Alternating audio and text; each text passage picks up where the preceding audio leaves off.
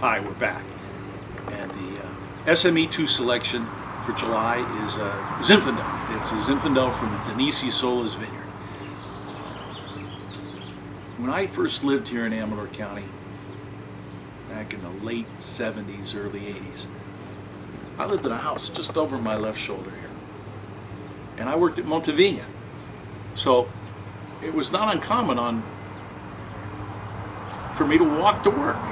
Just a couple of mile walk, but I'd walk right through this vineyard. And this is a wonderful old vine, Zinfandel vineyard, planted by the Esola family just a few years after the repeal of Prohibition. It went in 1939. Head trained, spur pruned, and the distinction of this vineyard is that it's dry farmed. There is no supplemental irrigation given to the grapes grown on this vineyard. And how that translates into what you're going to taste is that in the fall, as the grapes are ripening, a dry spell or a warm spell will affect the grapes quite a bit more than a vineyard where there's some moisture in the soil reservoir that the vineyard and the vine can draw from. Denise Esola is a traditionalist. She farms the same way her grandparents did and refuses any augmentation in the way of irrigation over the course of the season. So when it comes time to harvest the grapes, the window for harvesting it is usually pretty narrow. You pick it a little too early, you get a lot of strawberry character and some character that's not quite ripe. You wait a little too long and you can get to raisiny, plummy, stewed fruit character, and where we have a week or so sometimes with our traditional Zinfandel vineyards, the other 5 Zinfandel vineyards we work with, the Esola, it seems to me that if you err one way, a day or two either direction, you can get a significant difference in the quality of the wine. And the biggest issue is the alcohol level.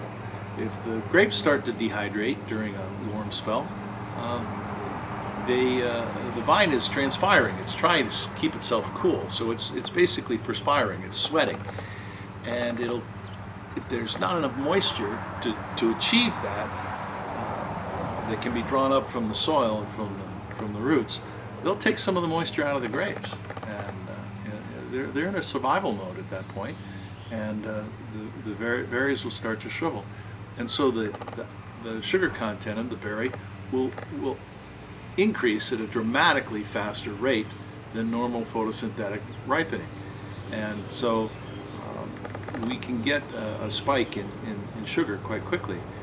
The trick is not to pick and to let the vine re-equilibrate.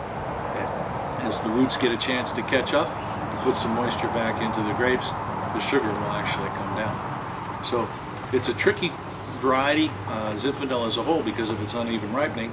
It's even more tricky when it's dry farmed.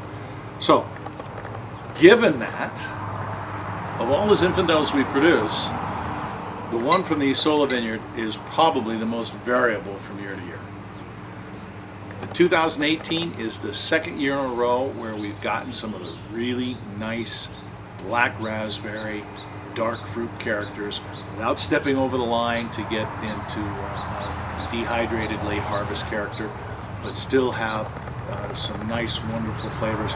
And we've gotten past the underripe strawberry, cranberry, minty cherry characters. So very happy with the wine. The only thing is it carries an extra half a point of alcohol. It's 15.4 alcohol, and that gives it a little bit more of an Amador character. What I mean by that is there's a little more emphasis on the astringency and the tannins than you normally find in a Runquist Zinfandel. It's a delicious wine. It's going to be enjoyed better with a meal than on its own. I can drink a Z-Zin anytime, anywhere, and enjoy it. This, I really could use a lamb chop when I drink it. So I think you'll enjoy it.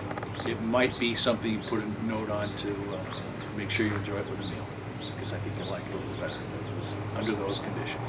So Thanks.